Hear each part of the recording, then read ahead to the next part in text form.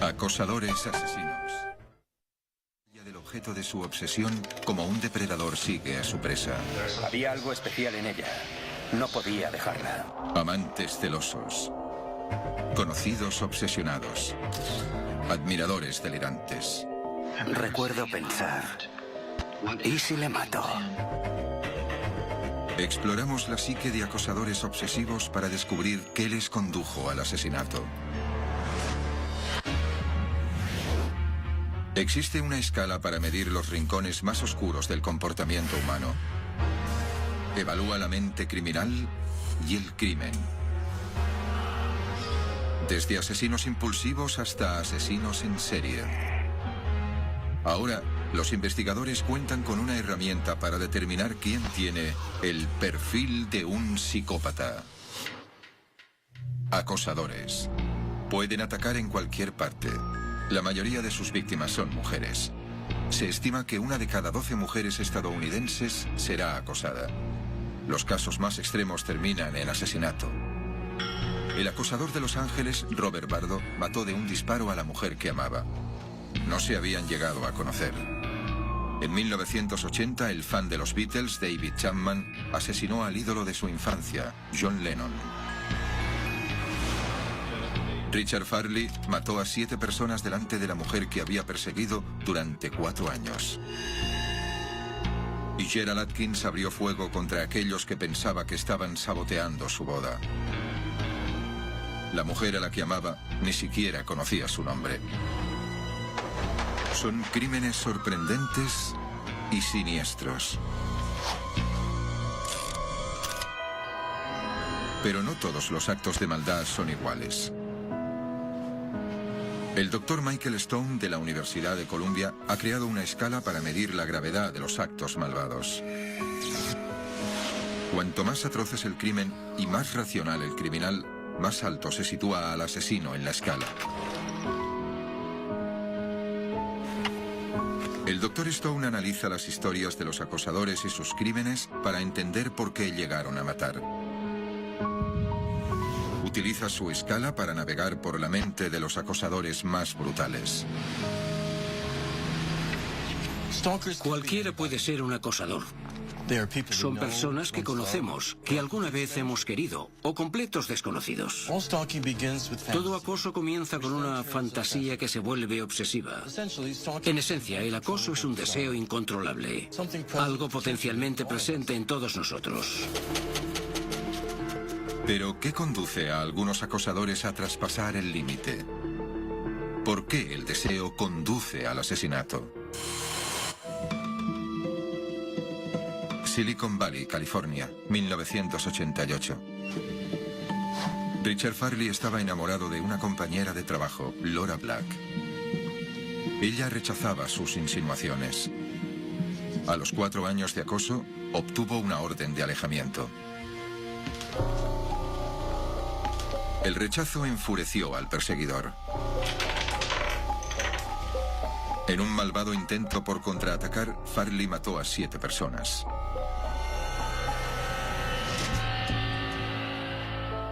En un principio podría parecer un crimen pasional, pero si se profundiza en el caso de Farley, es evidente que es muy deliberado. No fue un asesino en masa impulsivo, fue un plan prolongado de extremo deseo. En 1984, Farley y Black trabajaban en la misma empresa. Él era técnico en informática, ella ingeniera. Farley la observaba desde lejos e intentó seducirla. Hola, Laura. Estás tan guapa como siempre. Me paso la noche en vela pensando en ti. Los rechazos no le disuadieron. Iba a su gimnasio, la espiaba en su casa e imaginaba que eran pareja. Hola, Laura. Amor de mi vida.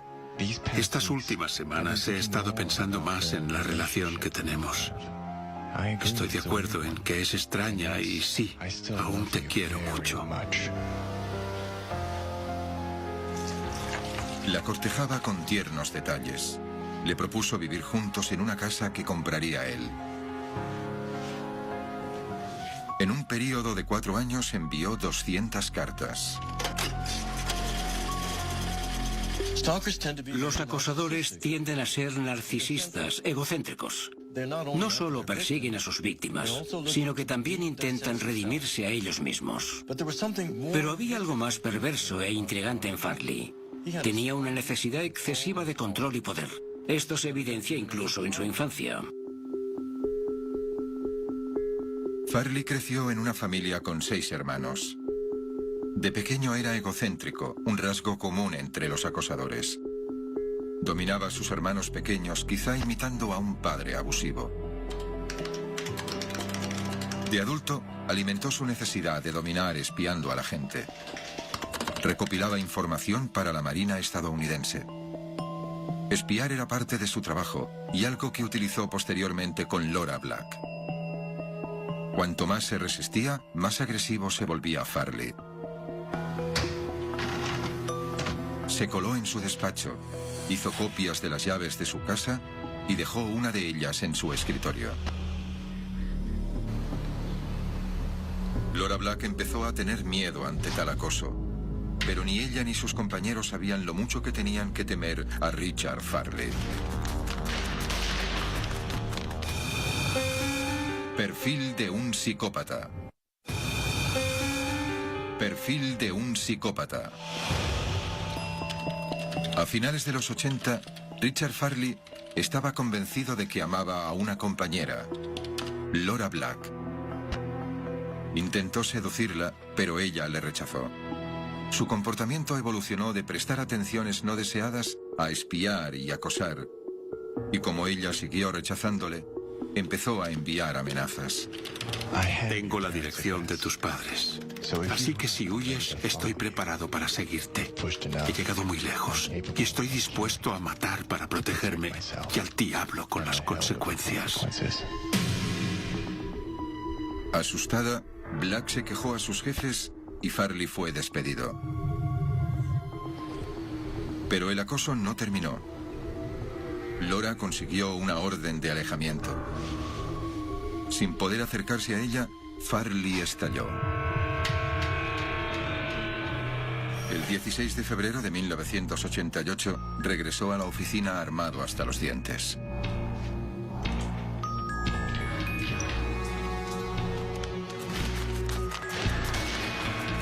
Asesinó a 7 personas e hirió a 4, incluida Laura Black.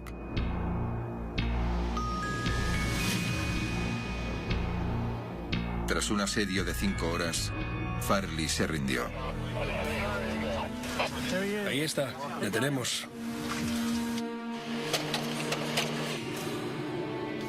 Lo que le hace más despiadado que la mayoría de los acosadores es que no solo mató a muchas personas, sino que deliberadamente asesinó inocentes delante de Laura Black. Sabía que esto le provocaría un gran dolor y sufrimiento. Por la gravedad de sus crímenes, situó a Richard Farley en el nivel 14 de la escala.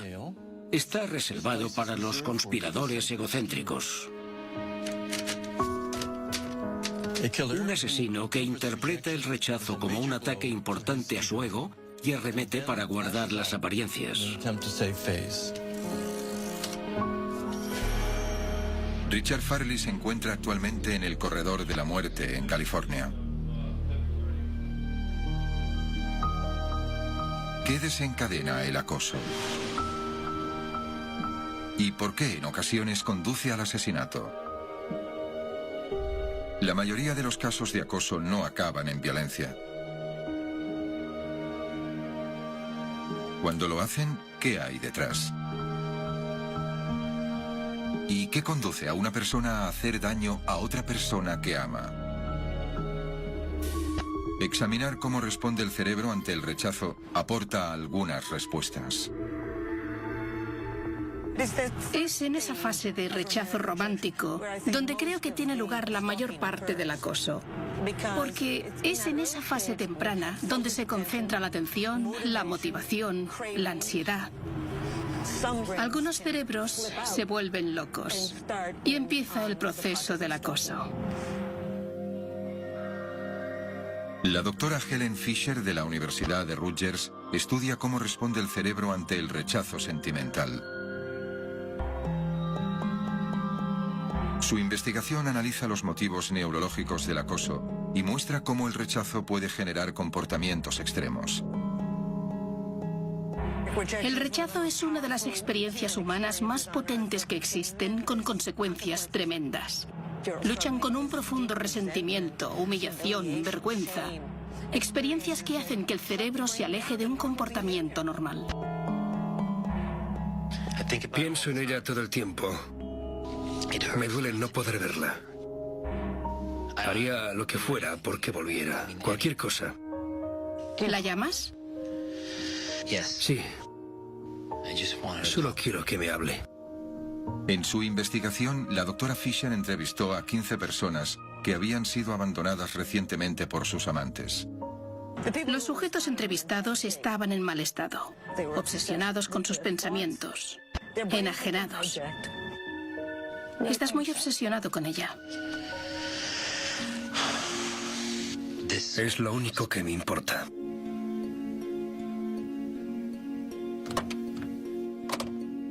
Para medir los efectos del rechazo, la doctora Fisher escanea los cerebros de los sujetos mientras observan fotografías de sus examantes. Esperaba que las imágenes evocasen emociones, pero quedó sorprendida ante la profunda rabia mostrada por muchos de ellos. Las imágenes del escáner del cerebro revelaron una actividad intensa en la región que controla las emociones, particularmente la ira. Cuando empecé a observar la intensa rabia que algunos de nuestros participantes expresaban, me di cuenta de repente de que el abandono era una respuesta nuclear entre la mayoría de la gente. Y que cuando no consigues lo que quieres, de alguna manera activa el sistema de la rabia. Este puede provenir de un desequilibrio hormonal que impide que el cerebro regule adecuadamente el deseo y la obsesión. Repetidos rechazos pueden convertir el desequilibrio en una disfunción, llevando a los acosadores a estar cada vez más decididos a conseguir el objeto de su deseo. Hay muchos tipos de acosadores. Entre los más irracionales se encuentran los acosadores de famosos, que se obsesionan con personas que no conocen. Donald Knight amenazó de muerte a la estrella de cine Catherine Zeta-Jones en docenas de cartas. En un mensaje, Knight juró que mataría salvajemente a la actriz y alimentaría a sus perros con su carne. El objetivo de Knight, estar con el marido de Zeta-Jones, el actor Michael Douglas. Robert Dewey Hoskins era un mendigo enfermo mental que acosó a Madonna. Entró en la casa de la estrella del pop en numerosas ocasiones. Quería casarse con ella. Y uno de los acosadores de famosos más extraños fue John Hinckley Jr. No atacó a su ídolo, la actriz Jodie Foster, sino que se centraba en otros famosos para impresionarla. Hinckley acosó a Foster durante 2 años. Incluso se mudó a Connecticut para estar cerca de ella cuando acudía a la Universidad de Yale.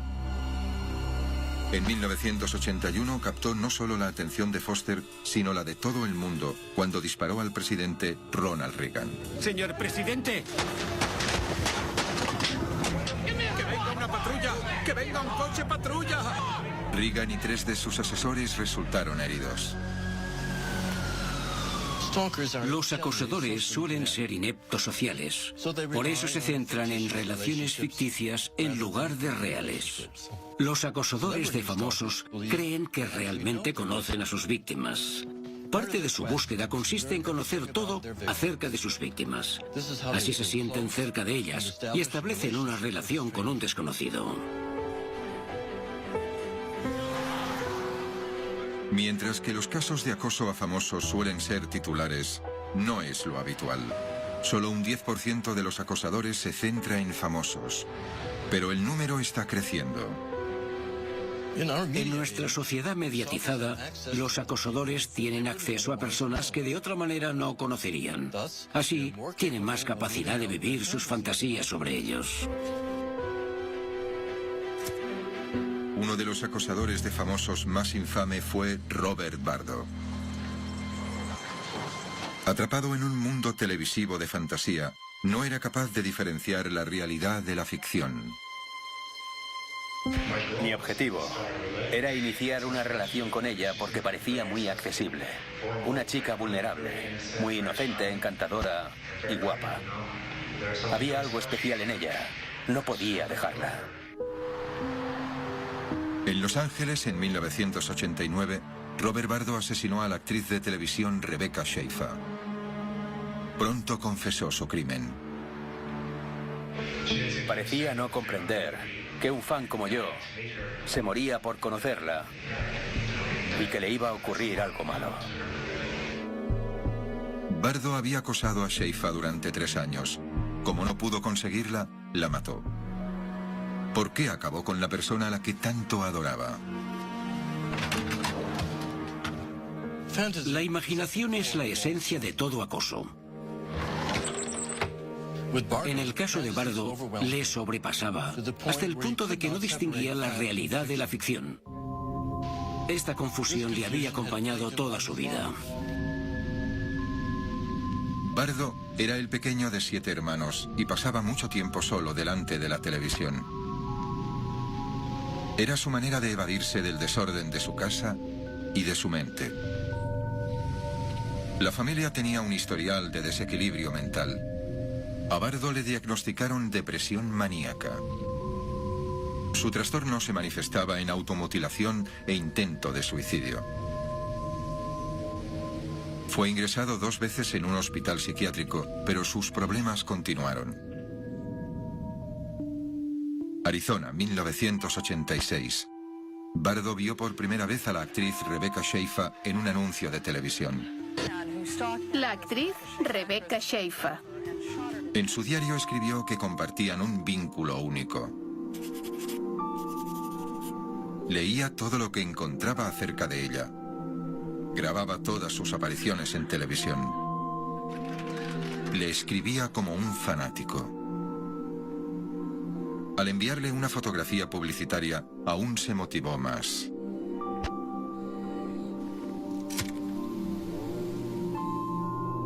Bardo viajó 4 veces desde Tucson, Arizona, hasta Los Ángeles para intentar ver a Schaeffer mientras trabajaba.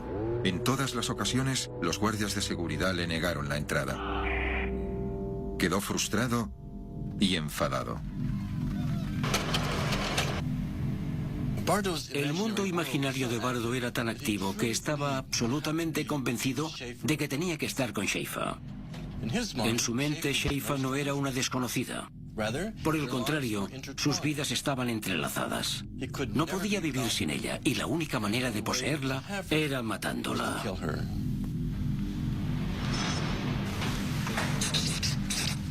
El punto de inflexión fue cuando vio una escena de Schaeffer en una película erótica. Se enfureció. En su imaginación había perdido su pureza, le había traicionado. Decidió castigarla. En julio de 1989, Bardo consiguió hacerse con la dirección de la casa de Schaeffer, se acercó y la mató. Fue arrestado y declarado culpable. Su caso provocó la creación de la primera ley antiacoso de Estados Unidos. El Dr. Stone analiza una entrevista entre un psiquiatra y Bardo poco después de su arresto. Cuéntame cuál era la misión. ¿Misión? Ver a Rebecca Schaeffer y estar con ella. ¿Echó por tierra sus ilusiones? Todo pasó muy rápido. Básicamente, apunté con la pistola y disparé. Ahora, cuando pienso en ello, me doy cuenta de que estaba nervioso. Me hizo sentir incómodo. Dijo algo y la verdad es que no estaba prestando atención porque estaba muy nervioso y di por sentado que me estaba rechazando. Así que disparé. Cogí la pistola y apreté el gatillo. Eso fue lo que ocurrió. No sé, ni siquiera le di una oportunidad, la verdad. Estaba demasiado encerrado en mí mismo. ¿En aquel momento pensaba que tenía una relación con ella o no? No pensaba que era mi mujer, ni que era mi hermana o mi madre, no era eso. No creía haber tenido una relación con ella anteriormente. La verdad es que no. Simplemente pensaba que me gustaba y empecé a pensar en ella. Pero le digo una cosa, no estaba obsesionado con que muriera. Porque tenía una conexión emocional con esa persona. No quería quitarle la vida. Parece que si esa persona muere, los sentimientos cambian. Pero no es cierto, siguen igual. El Dr. Stone clasifica a Bardo en su escala de maldad. Al contrario que Farley, Bardo es psicótico y sufre de depresión maníaca. Esos factores además le hacían perder el sentido de la realidad y la conciencia de sus actos. Pero su intención era menos maléfica que la de Farley y solo mató a una víctima, mientras que Farley asesinó a 7. Por ese motivo, situó a Bardo en la parte inferior de la escala, en el nivel 6. Casi 20 años después del asesinato, el Dr. Stone entrevistó a Bardo. Grabó la entrevista telefónica. Mencionó que había ciertas cosas que potenciaron la atracción. Era despampanante, despampanante. Tenía un pelo de color cobrizo rizado precioso. Era muy dulce, preciosa y una mezcla entre mujer y niña. Hábleme de esa inocencia infantil. Parece que significaba mucho para usted en un principio. Pues sí. Con Rebecca me identificaba en ciertos aspectos de mi vida. Tenía justo el aspecto que me atraía. Su recuerdo de ella es lúcido. Recuerda todos los detalles. Incluso ahora sigue fantaseando con Schaefer. Algunos acosadores no solo se dejan llevar por la imaginación, también por la adicción. Uno de ellos sintió rencor durante 14 años. Finalmente actuó. Su víctima fue uno de los músicos más adorados del mundo. Perfil de un psicópata. A menudo los acosadores criminales son sigilosos. Siguen cautelosamente la pista de su víctima antes de atacar. En la raíz de su búsqueda, la obsesión. Uno de los acosadores más obsesivos de la historia reciente fue Mark David Chapman. Me di la vuelta y apunté a su espalda. Apreté el gatillo 5 veces seguidas. 8 de diciembre de 1980. John Lennon es asesinado en la entrada de su apartamento en Nueva York. Seguidores de todo el mundo lloran su pérdida y se preguntan por qué alguien querría matar al ex-Beatle.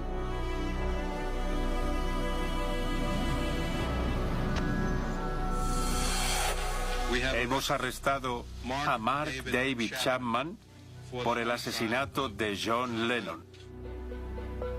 Chapman era un fan confeso de los Beatles. Lennon era su héroe de infancia. Pero se volvió contra la estrella del rock. Para descubrir el porqué, el Dr. Stone analiza el pasado de Chapman. Al analizar el caso Chapman, descubrí una historia plagada de conflictos internos, obsesiones y adicciones.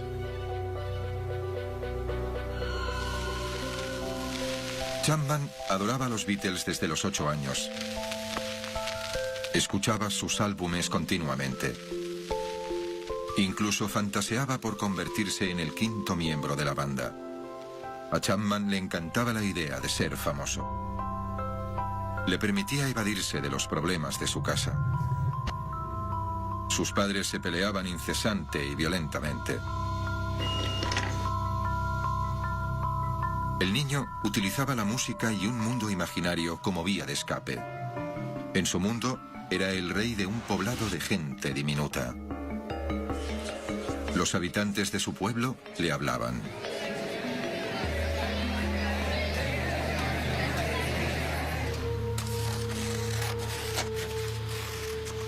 Las voces alucinógenas sugieren sólidamente síntomas de esquizofrenia.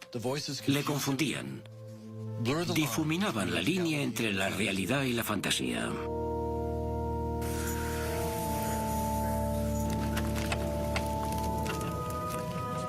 Chapman intentó acallar las voces. Se sumergió en la religión. Aún así, las voces continuaron. Posteriormente comenzó a abusar de las drogas y el alcohol y se replegó en la religión. Chapman muestra indicios de personalidad adictiva. Los adictos son obsesivos. Se aferraba a las cosas que le proporcionaban una finalidad y placer. Para Chapman, la religión y la música se convirtieron en una obsesión y haría lo que fuera para proteger ambas.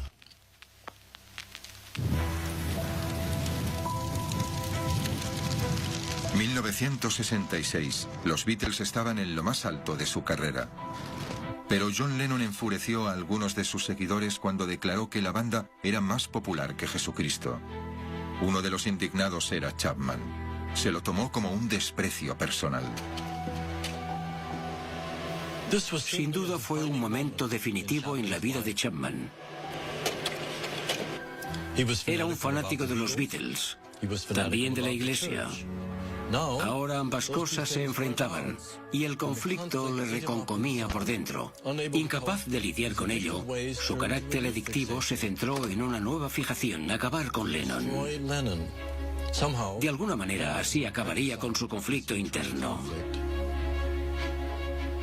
Durante 14 años, Chapman albergó rencor hacia John Lennon. En 1980 voló 2 veces a Nueva York desde su hogar en Honolulu. En ambas visitas, merodeó por las inmediaciones de la casa del cantante. Por la noche regresaba a su hotel para planear el asesinato. Pasó 3 meses así. A finales de año, Chapman realizó un tercer y último viaje a Nueva York. El 8 de diciembre de 1980, Chapman dio el paso final de una obsesión que había durado más de una década. Despertó en la habitación del hotel. Colgó sus objetos personales en el armario y garabateó la palabra Lennon en la Biblia. A las 11 en punto, Chapman salió del hotel y esperó al músico enfrente de su apartamento. Como seguía siendo fan de él, pidió al ex-Beatle que le firmase un álbum. Lennon se lo firmó cuando abandonaba el edificio. 12 horas después, regresó a casa. Y Chapman le disparó 5 veces.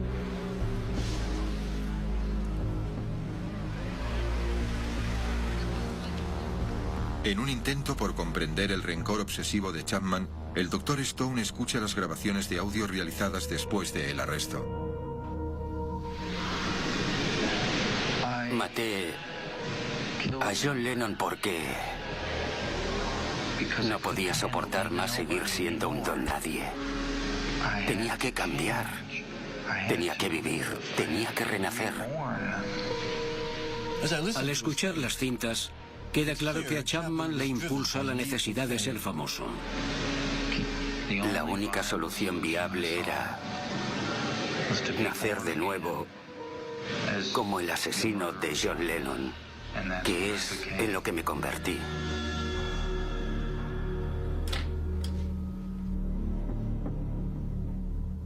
Como la mayoría de los acosadores, Chapman era obsesivo, con una idea fija.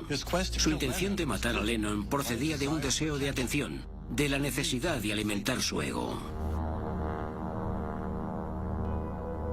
Tras revisar el caso de Chapman, el Dr. Stone le coloca en su escala de maldad.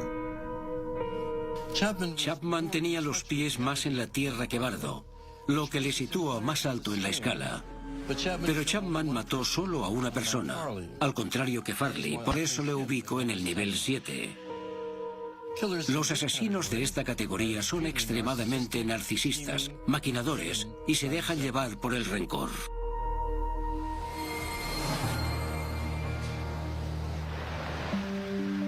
¿Qué predispuso Chapman a la violencia? ¿Fue su personalidad obsesiva un factor determinante?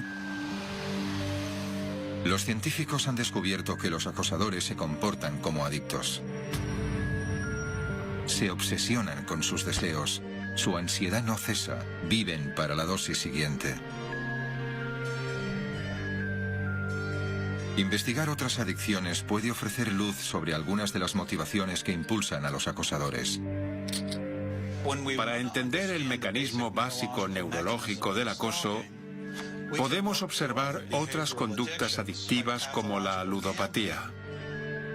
Sabemos que las personas que acosan tienen muchas características impulsivas y agresivas. Hay muchos sistemas o mecanismos cerebrales implicados. El doctor Eric Hollander, catedrático de psicología de la Escuela de Medicina Monte Sinaí, estudia la adicción. En un proyecto de investigación, Hollander estudió las reacciones neurológicas de adictos al juego durante 2 rondas distintas de blackjack. A los sujetos se les inyectó un isótopo que se adhiere a la glucosa en sangre. Después jugaron al blackjack. En la primera partida no había dinero en juego. La actividad cerebral se captó en imágenes PET o tomografía por emisión de positrones mediante el isótopo. Las imágenes mostraron respuestas neurológicas mínimas. Otro día jugaron con dinero. En esta ocasión, la actividad cerebral se observó en las zonas responsables de las emociones y el placer. Los ludópatas que se juegan una recompensa económica se implican mucho más emocionalmente. Se excitan mucho.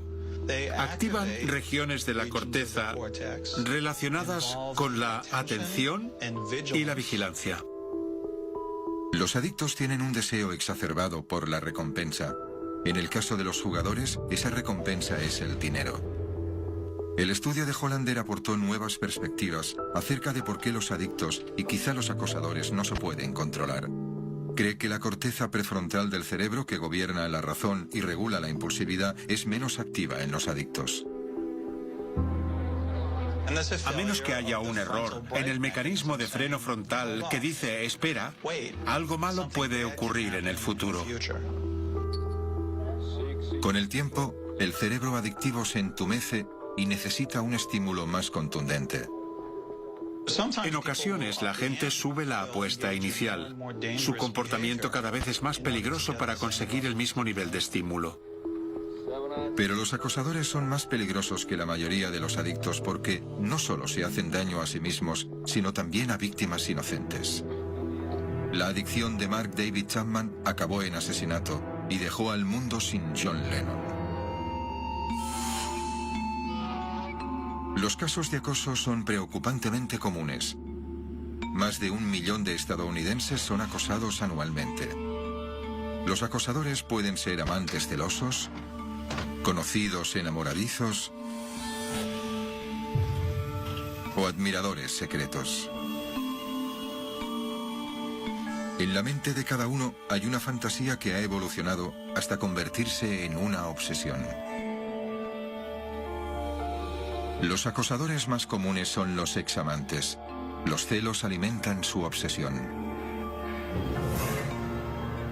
En 1993, William Branner se negó a dejar marchar a su exmujer. La acosó durante 5 meses después de abandonarle. La persecución finalizó cuando la mató de un tiro a plena luz del día. Cumple una sentencia de 25 años en Florida. Branner sigue hablando de ella en presente. Héctor Rivas no conseguía recuperar a su novia. Habían salido durante poco tiempo, pero Rivas la acosó durante meses después de romper. En 1987 la estranguló en su casa de Nueva York con el cinturón del Albornoz. Y en 1999, Augustín García atosigaba a su examante porque se iba a casar con otro hombre. El día de la boda, García abrió fuego y la mató. Fue sentenciado a cadena perpetua. El examante obsesivo es el tipo de acosador más común.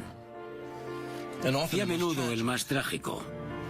Que te rompan el corazón es doloroso y puede desatar crímenes pasionales. La necesidad de poseer y conquistar a examantes le supera. Es su única manera de tomar el control. Y cuanto más se resiste la víctima, más probabilidades hay de que se desate la violencia. Pero sorprendentemente los amantes celosos no son los acosadores más peligrosos. Ese honor corresponde a aquellos cuyo acoso procede de una enfermedad mental.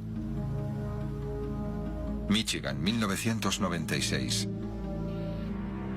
Gerald Atkins estaba loco por Debra Myers. Para celebrar su amor, le compró un anillo de compromiso. Estaba convencido de que se casarían y de que vivirían juntos. Quería protegerla y cuidar de ella.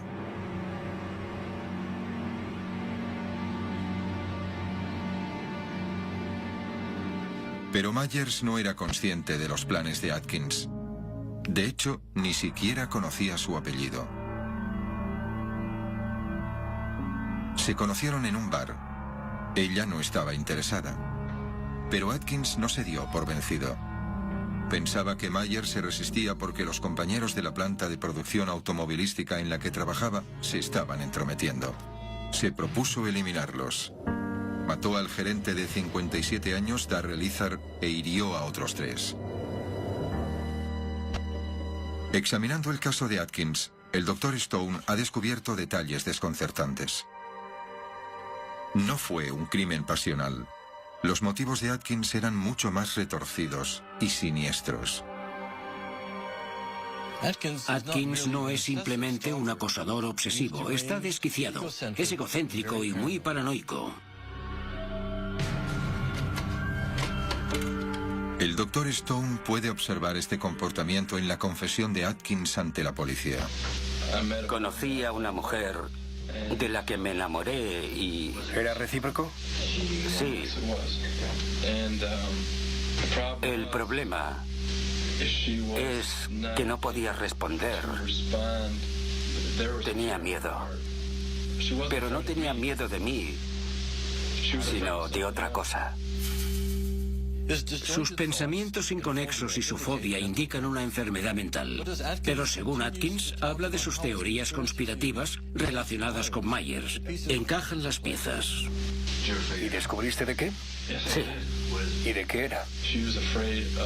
Tenía miedo del sindicato y de Ford. Y de los comités de acción política. ¿Algo de esto se suponía que era una declaración de tus sentimientos por ella, de tu amor por ella? ¿Una prueba? Sí, lo era. En estas cintas, Gerald Atkins cree claramente en sus acciones. Piensa que está justificado porque pensaba que estaba protegiendo a Debra Myers. En realidad apenas la conocía. Su firme convicción de que se amaban mutuamente indica un trastorno delirante. La evaluación posterior de un psiquiatra demostró que Atkins padecía erotomanía, la falsa creencia de que te ama un desconocido. Este extraño trastorno es la clave para entender por qué Gerald Atkins llegó hasta el asesinato. Perfil de un psicópata. Gerald Atkins creía que tenía que salvar a la mujer con la que había planeado casarse. Pero en realidad padecía un trastorno delirante específico de los acosadores, erotomanía. La falsa creencia de que te ama otra persona normalmente un desconocido. La erotomanía es un grave trastorno delirante. Los acosadores erotomaníacos no dudan del amor que las víctimas les profesan, independientemente de lo falso que pueda ser, y se sacan de la manga conspiraciones sobre personas que se la tienen jurada. En ocasiones depositan sus delirios sobre la gente que les rodea. Esto puede conducir a la violencia extrema.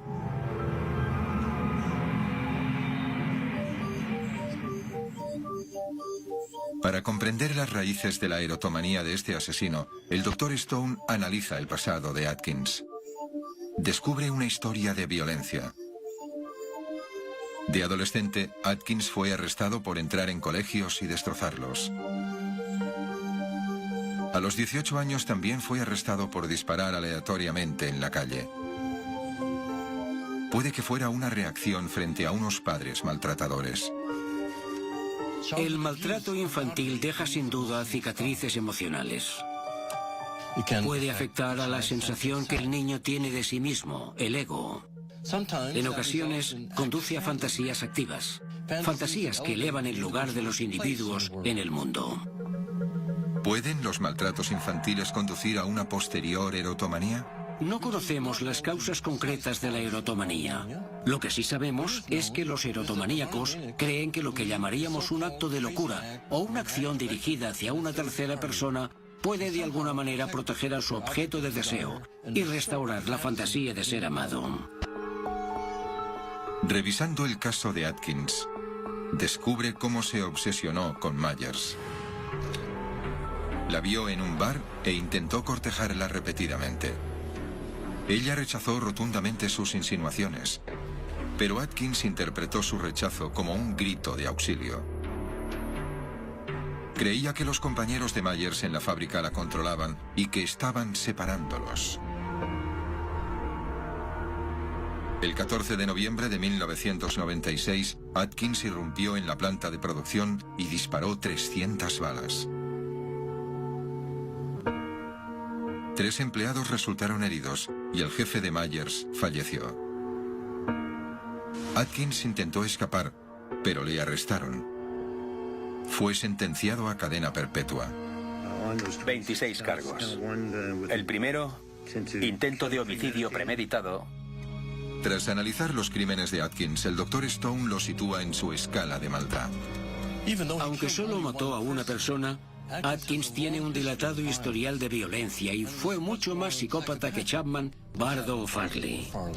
Independientemente de que sufriera un extraño trastorno delirante, Atkins no mostró remordimientos por sus crímenes e incluso alardeó de ellos posteriormente ante la policía.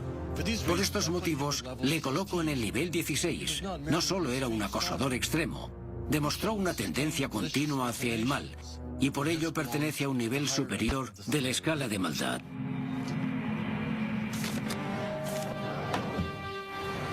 En el mundo hay muchos acosadores. Pero algunos como Farley, Bardo, Chapman y Atkins van más allá y harán lo que sea para poseer a su objeto de deseo. Obsesión, rabia, adicciones difuminan el sentido de la realidad y la razón de estos acosadores.